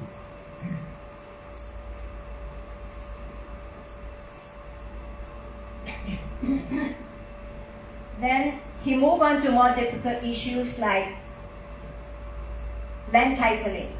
because people are losing land. So how do you prevent that? So he moves towards this difficult issue by giving knowledge of the Lao law about land to the communities. According to the Lao law, people can register their land and get a land certificate so that officially they can say this land belongs to me. And once they register and get the land certificate, it would prevent the investors from coming in and say, use big tracts of land, take away the land for investment. So it's moving from the simple to the more difficult. Slowly he's getting more communities and more people to register the land, claim their rights according to the law on land ownership. แล้วจากนั้นสมบัติก็ไปทำสิ่งที่ยากมากขึ้นคือเขาจะเริ่มจากปัญหาที่ง่ายๆก่อนเข้าไปทำงานกับชาวบ้านแล้วก็เริ่มจับในเรื่องที่มันยากขึ้นสิ่งที่ยากขึ้นอีกระดับหนึ่งก็คือปัญหาของที่ดินเรื่องกฎหมายสิทธิ์ในที่ดินสมบัติก็ให้ความรู้ทางกฎหมายกับประชาชนแล้วก็ให้ประชาชนเนี่ยไปลงทะเบียน ขึ้นทะเบียนที่ดินแล้วก็รับโฉนดจากทางราชการเมื่อชาวบ้านมีโฉนดที่ถูกต้องแล้วเนี่ยพวกนักลงทุนทั้งหลายก็จะไม่สามารถเข้าไปยึดพื้นที่ไปใช้ประโยชน์ได้เพราะฉะนั้นสมบัติก็คือทำงานโดยการค่อยๆขยับจากเรื่องง่ายไปเรื่องยากแล้วก็ใช้ให้ความรู้ทางกฎหมายกับชาวบ้าน But all this transformative education for social change or social justice requires conviction and courage because it involves risk. If people go into working in this area, they must be willing to accept the risk it brings. They must have courage to face the risk. And the risk come in many forms. It can come in the form of your family don't like you doing things like that. You can come in a form of social isolation. It can come in a form of losing your friends because your friends think that you're not doing the cool things with them. Those are easy risks, but it can also come in with more dangerous risks. We have seen many examples in Thailand, in Myanmar, all over the region. This risk can include political violence against the individuals who use transformative education to fight for rights. They have to face perhaps imprisonment, court cases, and even extrajudicial killings and enforced disappearance, like what Sombat faced. แต่ว่าการศึกษาเพื่อการเปลี่ยนแปลงทางสังคมจำเป็นต้องมีความมุ่งมั่นและความกล้าหาญเราจะทำงานให้กับผู้ที่ถูกเอาเปรียบหลายครั้งนำมาซึ่งความเสี่ยงส่วนบุคคลอาจจะเช่นครอบครัวไม่เห็นด้วยหรือเราโดดเดี่ยวเพื่อนไม่เอาเราเพราะว่าเขาเห็นว่าเราทำในสิ่งที่เขาไม่ชอบไม่เห็นด้วยเหล่านี้เป็นความเสี่ยงที่ไม่ยากนักที่ง่ายแต่มันมีความเสี่ยงที่อันตรายมากกว่านั้นก็คือเป็นราคาที่ต้องจ่ายเพื่อการยืนหยัดเพื่อความเป็นจริงมันอาจจะเป็นการกดขี่ทางการเมืองที่เราได้รับเจอกับการถูกฟ้องการถูกจับขังคุกถูกฆ่าหรือว่าถูกทำให้หายตัวในเรื่องความเสี่ยงที่อันตรายนี้เราเห็นได้ในสังคมของเราตอนนี้ในไทยก็เห็น So when you move on, young people, when you make the decision to educate yourself, to change your own attitudes, and to use transformative education principles to guide your work, you must be able to accept those risks. สำหรับคนหนุ่มสาวที่ต้องการที่จะสร้างการเปลี่ยนแปลงต้องการที่จะลงมือทำงานเหล่านี้เนี่ยเราจะต้องยอมรับความเสี่ยงตรงนี้ให้ได้ But I believe that many of you here participating in the same work shows that you are already committed to making change, shows that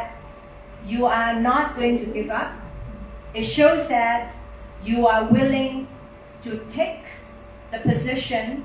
and to do the right thing for yourself, for your families, and for your communities. So I am also full of hope and full of admiration for young people like you. And I congratulate you to continue with your work in a successful manner. Thank you.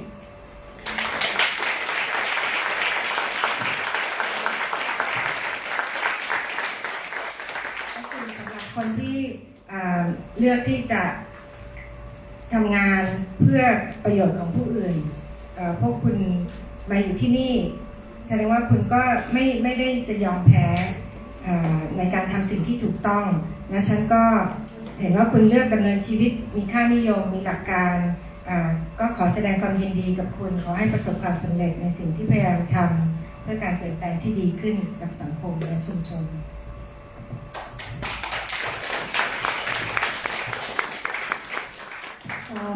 ขอขอบคุณชุยหมิงกับพี่อัญชลีนะคะที่ช่วยได้บรรยายปาฐกถาให้เราฟังช่วงนี้เป็นช่วงถามมีคำถามมีอะไรที่อยากจะถามเพิ่มเติมไหมคะ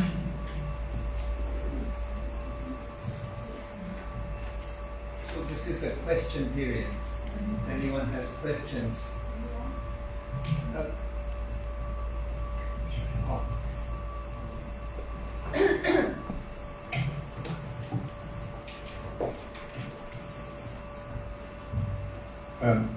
Thank you so much, Shui-meng. This is a very practical question. During your talk, a student messaged me and said, I really want to understand fully what Shui-meng is saying. Can we request a copy of her speech? And is it possible? Because that way, some of our students who are studying English would have a chance to study what you said in detail. We'd really appreciate that. ถามว่านักเรียนเนี่ยถามคุณเพชรว่าอยากจะเข้าใจสิ่งที่สุยหมิงพูดแบบโดยรายละเอียดทั้งหมดจะขอคำสื่อทางพจน์ได้ไหมไปศึกษา Thank you. Yes, you're most welcome to have the paper. And during the talk, actually, I summarize it, right? Because otherwise it's very boring, right? Someone reading for an hour. So I only summarize. Yes, you're most welcome to have the paper.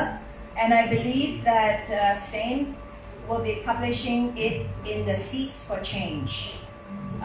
magazine. But before that, it's all available. Anyone who wants a copy, I can share it with your tag, and then anyone can get it from him. ว่าได้ค่ะได้แล้วก็ตอนที่พูดนี่พูดสรุปมันก็ไม่งั้นอ่านหมดจะน่าเบื่อแต่ก็เดี๋ยวจะส่งให้แล้วก็บทความนี้เนี่ยจะถูกตีพิมพ์ในวารสาร Seeds of Peace ออกมาแต่ต้องถามอยู่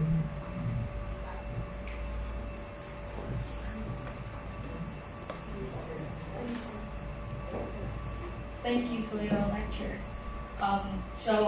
You talk about working on transformative education. We work on the simplest problem to the most difficult ones. And on that journey, we will encounter brainwashed people. So how could we deal with them? Thank you. That's my question. ที่สุยหมิงบอกว่าในการทำงานเรื่องการศึกษาเพื่อการเปลี่ยนแปลงเนี่ยเริ่มจากสิ่งง่ายๆก่อนแล้วก็ไปถึงสิ่งที่ยากแต่ว่าระหว่างที่เราทำอยู่เนี่ยบนเส้นทางของเราเนี่ยเราได้พบกับคนที่เขาถูกล้างสมองมาแล้วเราจะทำยังไง I think the best way to convince people to change, especially those who have been brainwashed for long years of going through an education system which only basically teach them to learn by rote and to accept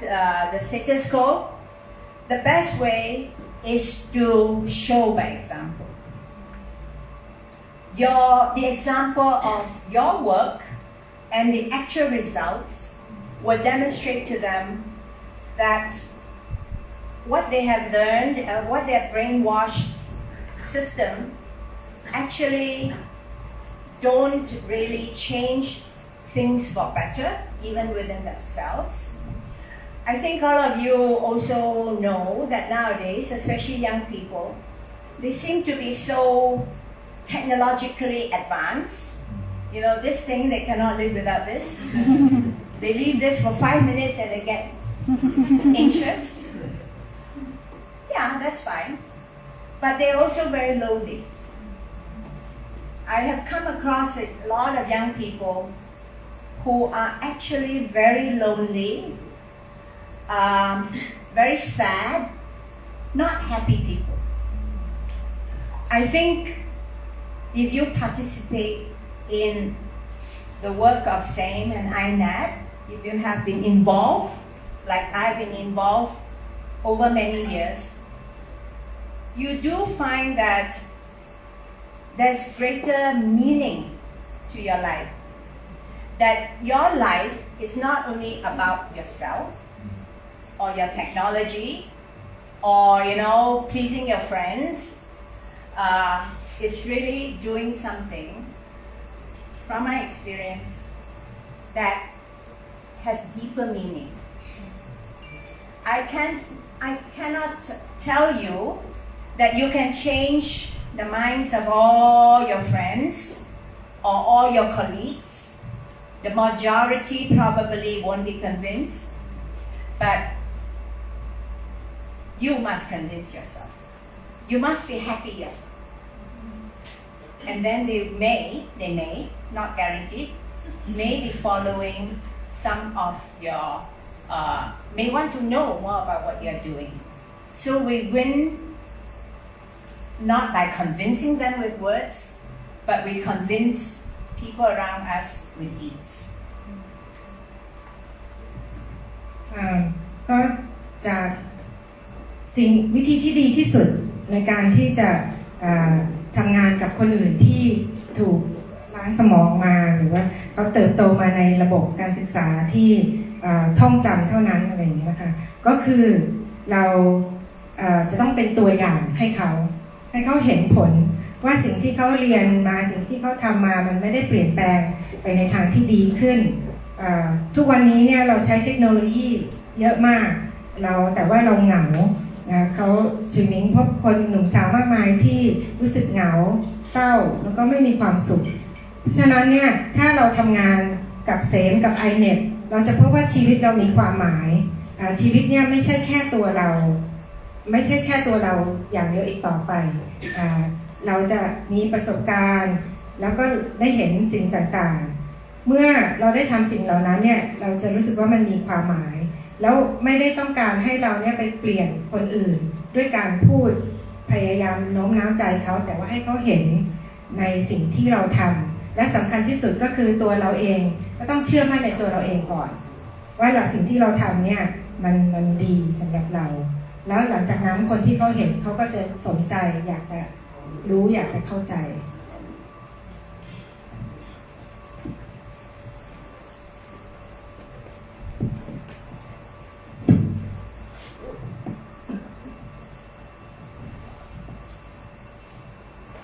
Thank you very much for your talk. I want to ask if there have been attempts to silence you over the years, and how do you balance speaking out for justice and the safety of yourself and your loved ones? And I ask because I think, unfortunately, people being disappeared, it seems to be increasing, not decreasing in our world.And in the work I do, I constantly worry about my security and my family's security.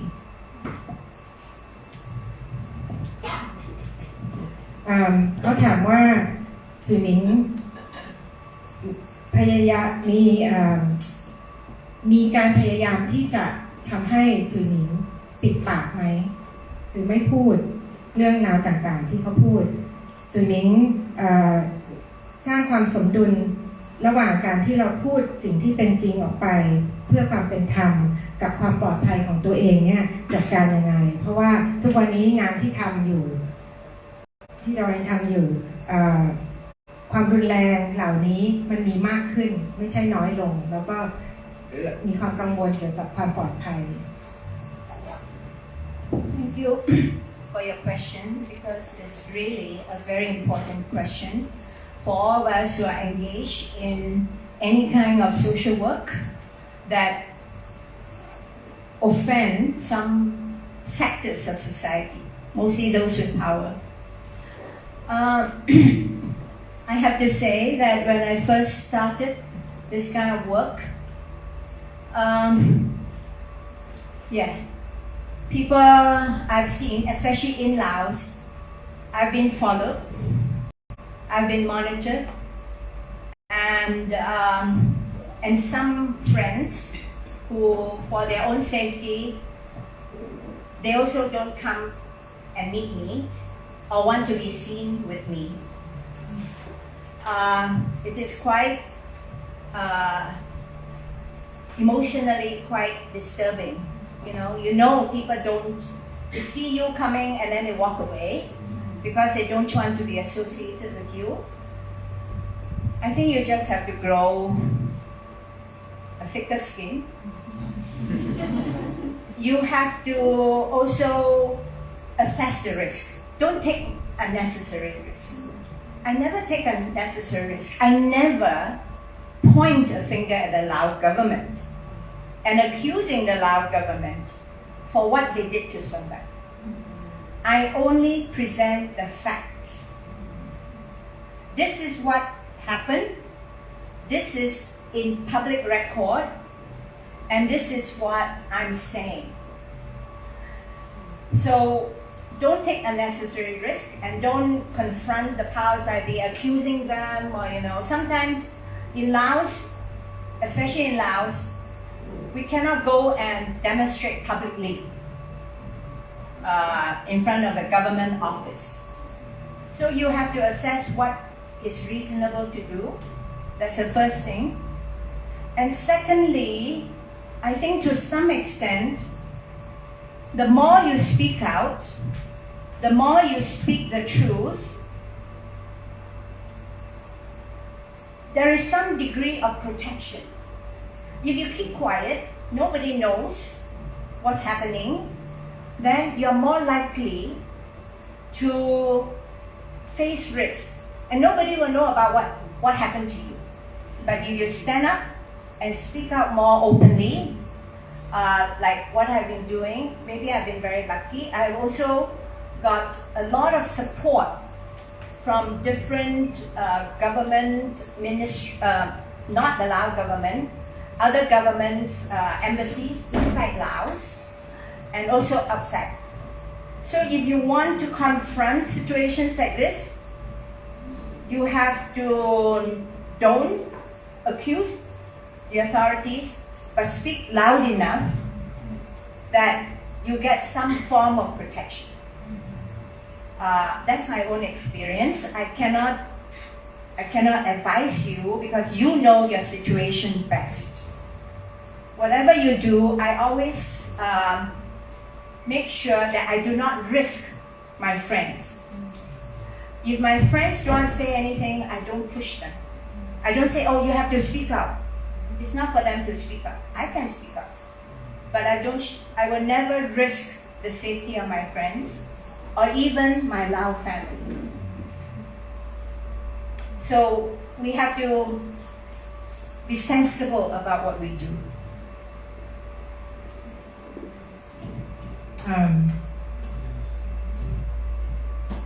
ตอนที่ฉันเริ่มทำงานอันนี้อยู่ในลาวก็มีคนจับตา มีคนตาม แล้วก็เพื่อนบางคนเนี่ยก็เบือนหน้าหนีก็คือไม่มาหาไม่ต้องการมาเจอฉันมันก็กระทบจิตใจพอสมควรเวลาเราเห็นเพื่อนแล้วเพื่อนเดินหนีแต่ว่าก็คือต้องหน้าด้านขึ้นก็คือต้องหน้าหนาขึ้นหน่อยแต่ขณะเดียวกันเนี่ยต้องวัดความเสี่ยงฉันไม่เคยที่จะไปชี้นิ้วด่าคนไม่เคยโทษใครฉันเพียงแต่เสนอความจริงตามหลักฐานที่มีอยู่แล้วก็จะไม่เสี่ยงโดยไม่จำเป็นไม่มีการโทษรัฐบาลเพราะว่าในประเทศลาวเนี่ยเราไม่สามารถจะประท้วงรัฐบาลได้ก็คือต้องมีการประเมินแต่ขณะเดียวกันเนี่ยเราพูดมากเท่าไหร่เราก็ได้รับการปกป้องมากเท่านั้นเพราะว่าถ้าเราเงียบๆไม่มีใครรู้เกิดอะไรขึ้นกับเราก็จะไม่มีใครที่เข้ามาช่วยแต่ถ้าเรายืนพูดคนจะเห็นเยอะและตัวฉันเองเนี่ยโชคดีมีคนสนับสนุนมีรัฐบาลอื่นๆสนับสนุนเยอะทีนี้ถ้าคุณจะต้องเผชิญกับอะไรเนี่ยก็พูดดังได้แต่ว่าอย่าไปโทษคนอย่าไปกล่าวหาใครเพราะว่ามันจะทำให้เกิดอันตรายได้จากประสบการณ์ของตัวเองเนี่ย อันนี้คือประสบการณ์ที่ฉันมีมาแต่ว่าไม่สามารถจะแนะนำเธอได้มีอย่างหนึ่งก็คือฉันยังไม่บังคับเพื่อนหรือไม่ถ้าเกิดใครไม่พร้อมที่จะช่วยไม่พร้อมที่จะมาก็จะไม่ต้องให้เขาเสี่ยงแล้วก็เช่นเดียวกันกับครอบครัวก็คือมีการประเมินความเสี่ยงอยู่ตลอดมีคำถามเพิ่มเติมไหมคะ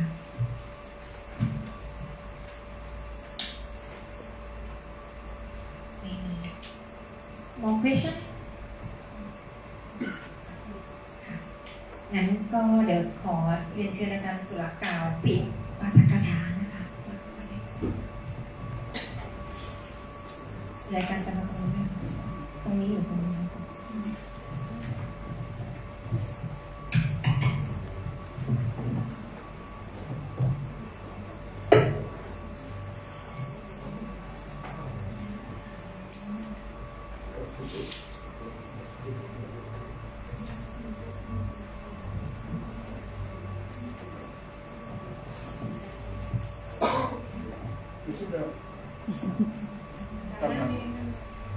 ท่านผู้ฟังที่เคารพผมดีใจนะครับที่ท่านทั้งหลายสนใจ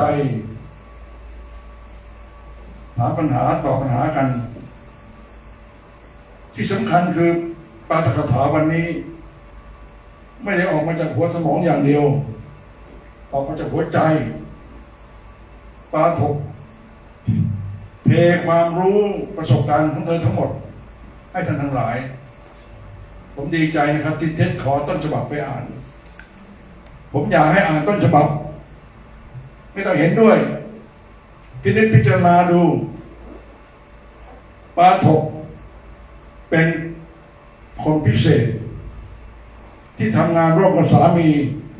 ยังหาใครเสมอเหมือนญาติ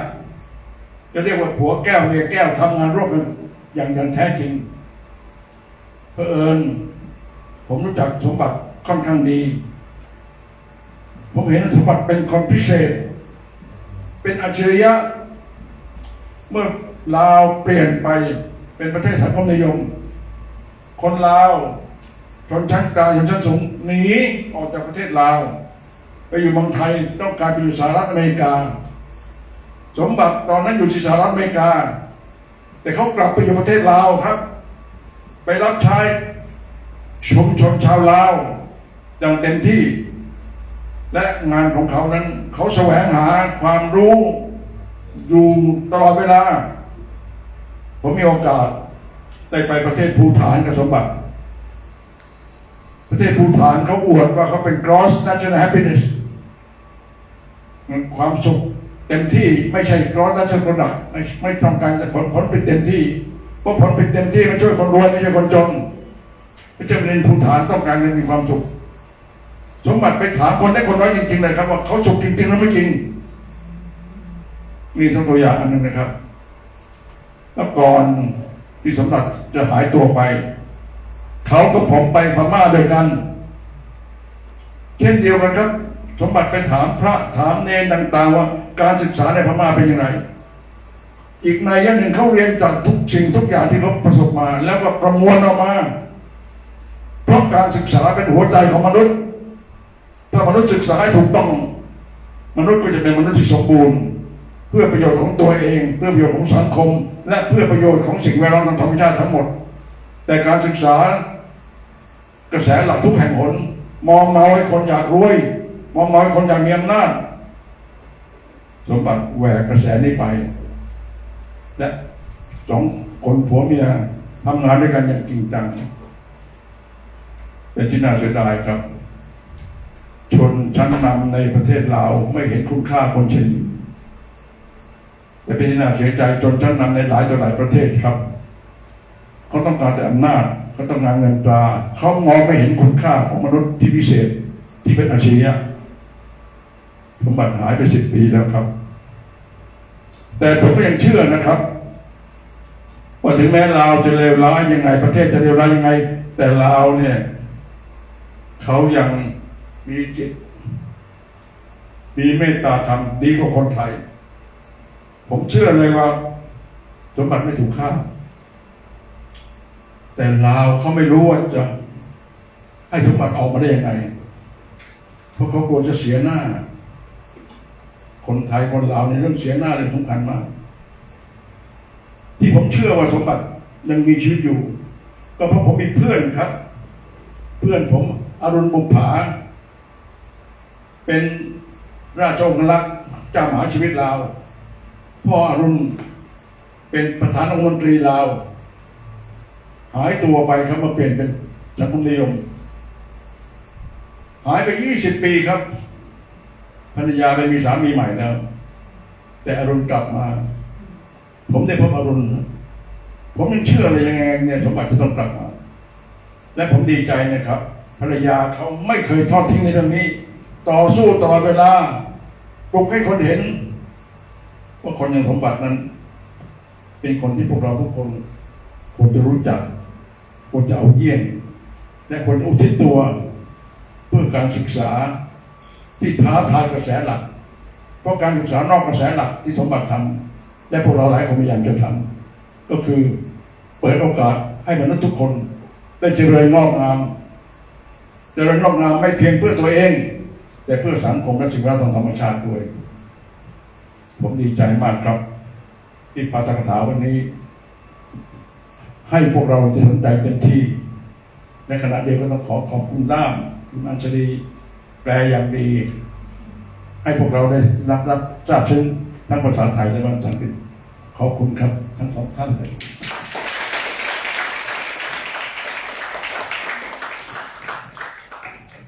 จะให้แปลที่อาจารย์พูดจะให้แปลที่อาจารย์พูดOh, yes, sorry, I should ask you. So I was happy that today we have questions and answers because the speaker did not speak from her head, but she spoke from her heart. She shared everything from her heart, the experiences that she encountered. I'd like you to read her speech. You don't have to agree with what she said. She's a very special person. She worked with her husband together, husband and wife, working for the benefit of others. Sombat is a very special person. He's a genius. You know, when Laos turned into a socialist country, many people try to escape, went to Thailand, some went to the US, to Canada, France. But Sombat himself was in the US at the time. He chose to come back to Laos. He always searched for knowledge. All the time that I've known him, he's like that. One time I went to Bhutan with Sombat. You know, Bhutan is the country where we talked about national gross happiness, right? Somebody actually went to ask the little people, really, are you really happy? So he didn't just take what was told to him, but he went to talk to people, ask if they were happy. And before his forced disappearance, we went to Burma, to Myanmar together. Somebody actually went to talk to the monks and to the Samane. And he recognized that education is the heart of human being. The mainstream education brainwash people to want to be rich, to want to have power. But somebody himself, he chose the alternative path for education. It's too bad that those in power do not recognize the value of people like him who is a genius.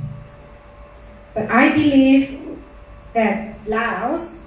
even though there are bad things there, I believe that they still have morality. I believe Sombat could still be alive, but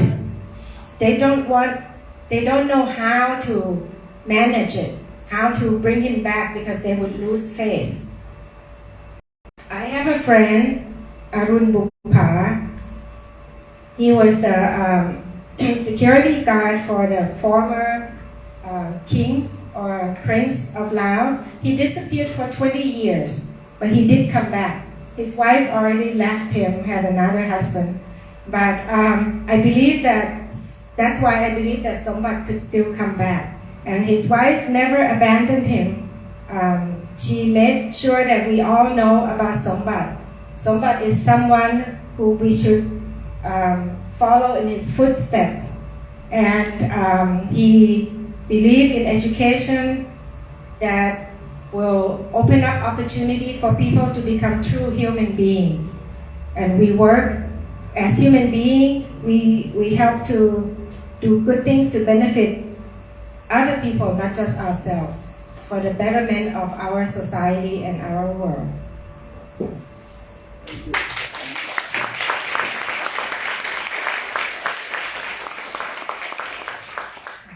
ก็จะขอเรียนเชิญคุณชัชวาลนะคะมอบของที่ระลึกให้กับปาฐกแล้วก็ล่ามนะคะ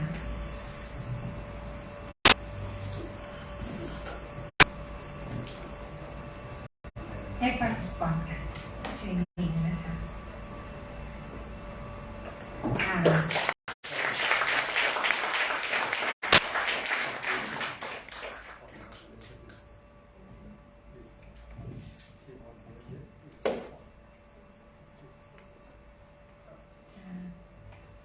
ขอมอบสวัสดีผู้ประกาศไม่เป็นไรอันนี้ของพี่อัญชลีค่ะของเจียนลึกสำหรับพี่อัญชลี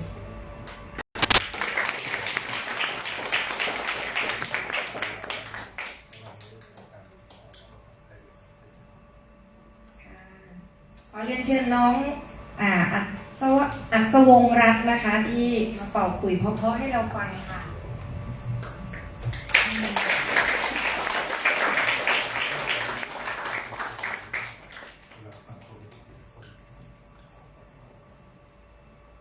อันนี้ของอาจารย์สุรัตน์ค่ะ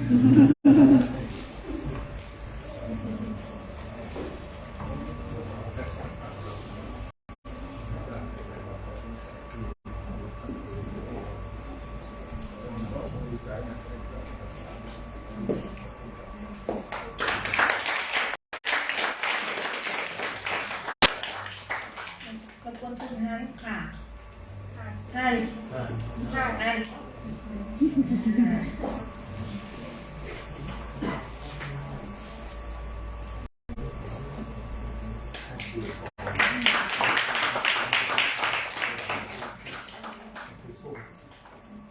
เรียนเชิญพี่สุรศรีค่ะ